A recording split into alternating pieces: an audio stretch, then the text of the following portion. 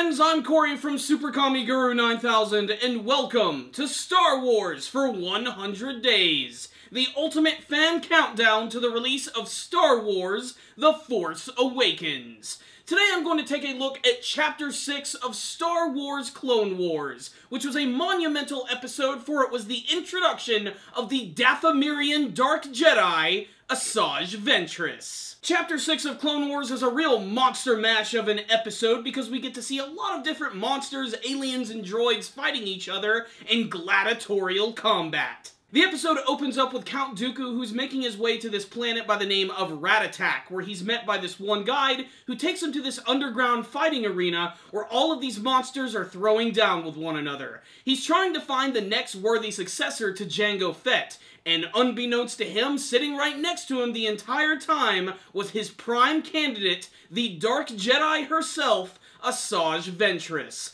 The build-up to her reveal is very awesome, because I love how she completely masks her presence by putting on this alien disguise. And what they do is, they just pan the camera a little forward and then back, and that's when you realize that she's actually sitting next to Dooku the entire time.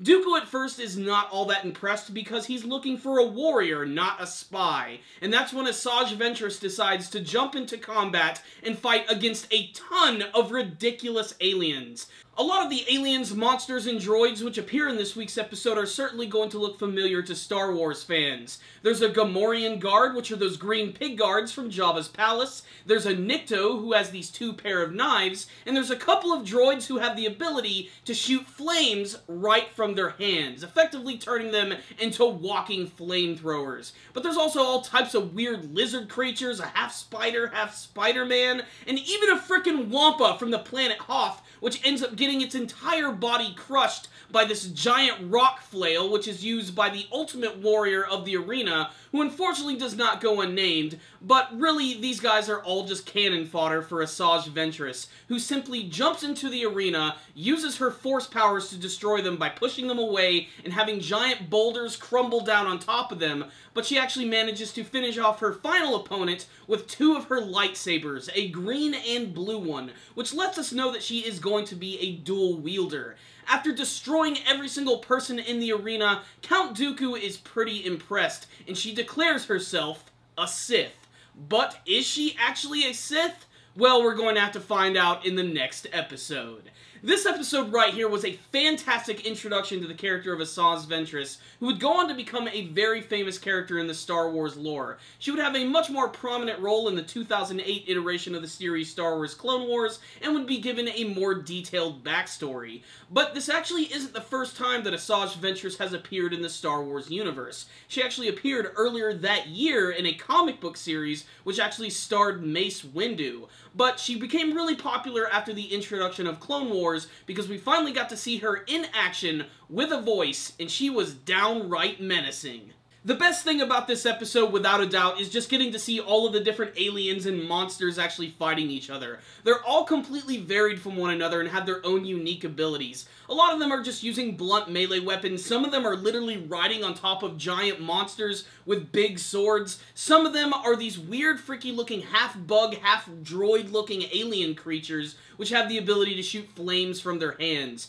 There's clearly a lot of creativity that went into this episode, and you could tell that they had a lot of fun creating all of these different monsters, which, as menacing as they are, get completely destroyed by Asajj Ventress, who leaves one hell of an impression in this episode, and without a doubt was one of the greatest introductions to her character. But this is still not the end of her story, and we are going to save that for next time. What I will say is, if you're looking for just a real fun episode of Clone Wars which has nothing but non-stop action in it, with a lot of crazy monsters and aliens just throwing down with the introduction of Asajj Ventress, you gotta check out this episode right here. It is just entertaining from beginning to end, and it's really easy to watch because it's only about 3.5 minutes long. This is one of those episodes of Clone Wars which definitely benefits from seeing the DVD version because it's intercut with the next episode and they really just don't skip a beat, because the next chapter of Clone Wars literally picks up like a split second after this one ends, so it's a much more cohesive story when you watch it in the DVD version.